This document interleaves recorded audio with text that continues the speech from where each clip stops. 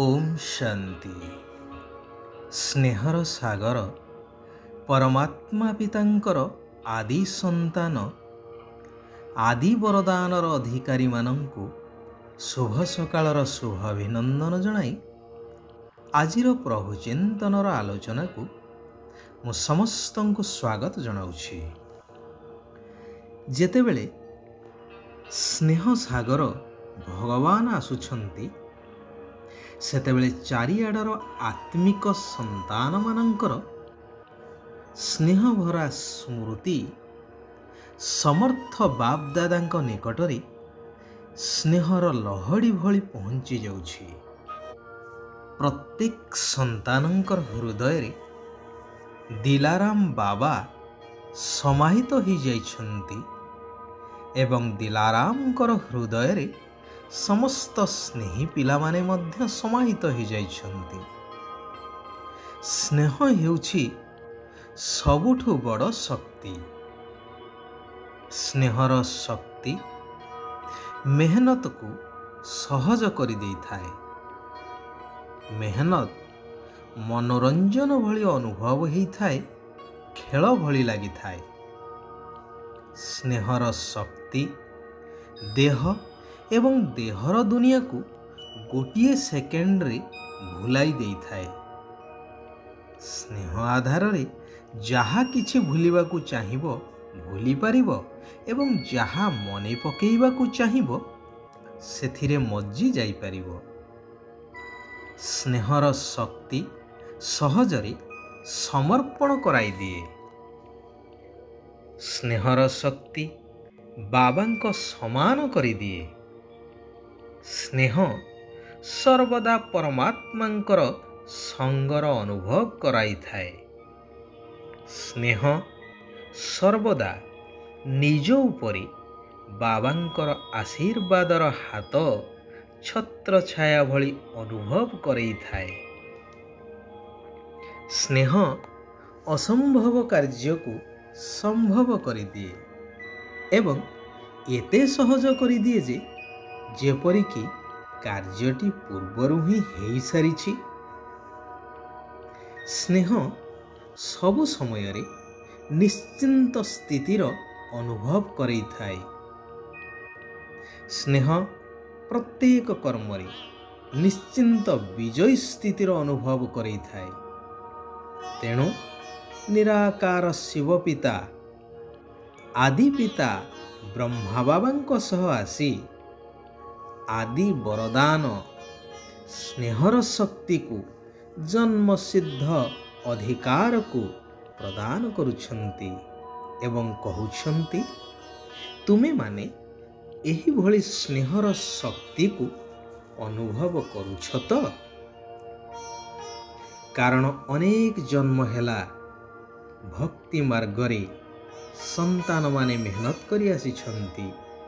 सेथिपाई बाप दादा मेहनत रु मुक्त हेवा पाई सहज विधि स्नेहर शक्ति को वरदान रूप रे देउछंती। तेणु निजर एई कल्याणकारी पुरुषोत्तम संगम जुगी ब्रह्मा मुख वंशावली ब्राह्मण जीवनर आदि समय को मने पकाओ। जदि स्नेहर शक्तिर विस्मृति हेला तेबे मेहनतर अनुभव हेबो।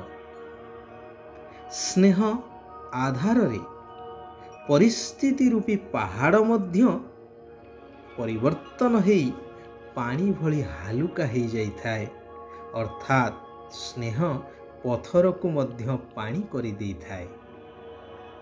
तेणु समस्ते शिव बाबांकर स्नेहर सागर रे समाहित हो जाओ।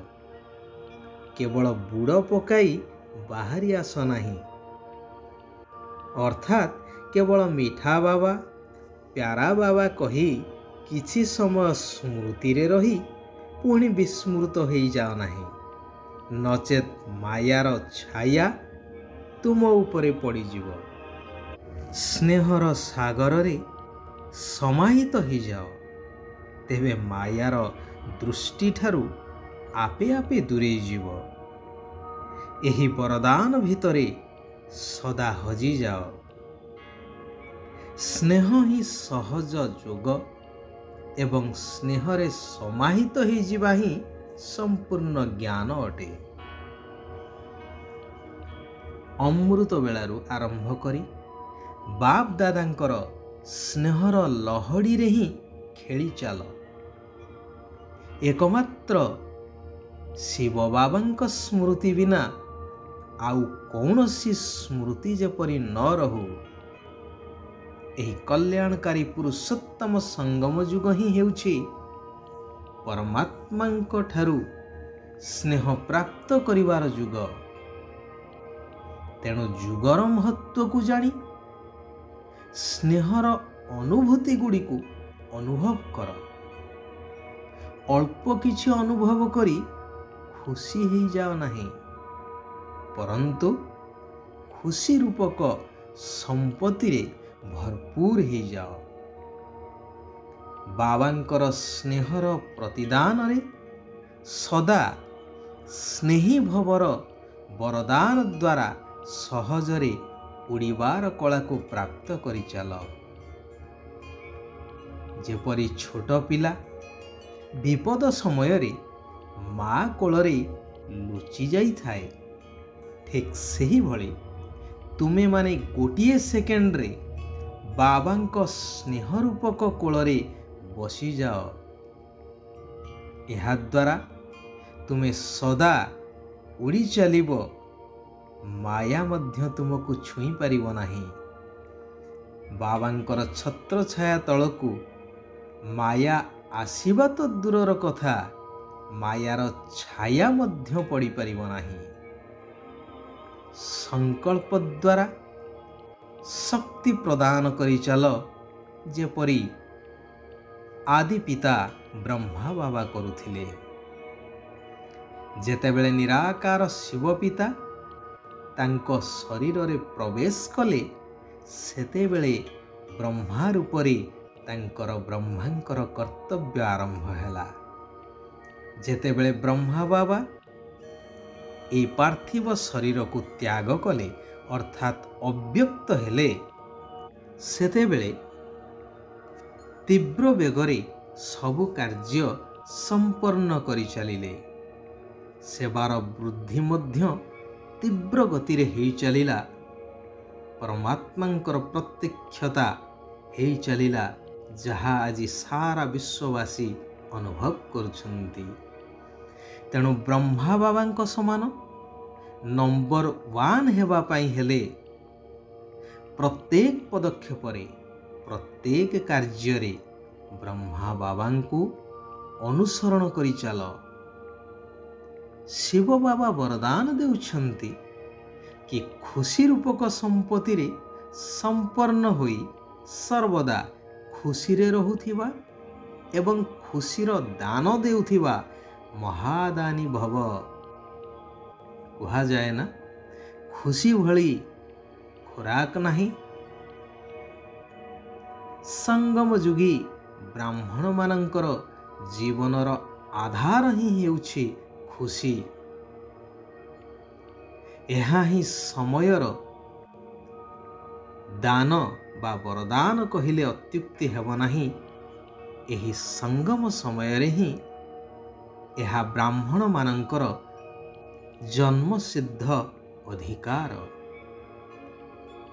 ତେଣୁ ଏହାର ଦାନ କରିଚାଲ, ମହାଦାନୀ ହେଇ ଚାଲ। ମହାନ ଆତ୍ମାଙ୍କର ପରମ କର୍ତ୍ତବ୍ୟ ହେଲା ଉପକାର, ଦୟା ଏବଂ କ୍ଷମା କରିବା। ଆଚ୍ଛା, ଆଜି ପାଇଁ ଏଇଠାରେ ଆମେମାନେ ବିରାମ ନେବା। ଆସନ୍ତାକାଲି ପୁନଃ ସେହି କଲ୍ୟାଣକାରୀ ପିତାଙ୍କର କଲ୍ୟାଣକାରୀ ମହାବାକ୍ୟକୁ ଆଲୋଚନା ମାଧ୍ୟମରେ ନିଜ ଜୀବନରେ ଧାରଣ କରି ନିଜେ ପରିବର୍ତ୍ତନ ହେବା ସହିତ ସାରା ବିଶ୍ୱର ଆତ୍ମାମାନଙ୍କର କଲ୍ୟାଣ କରି ଚାଲିବା।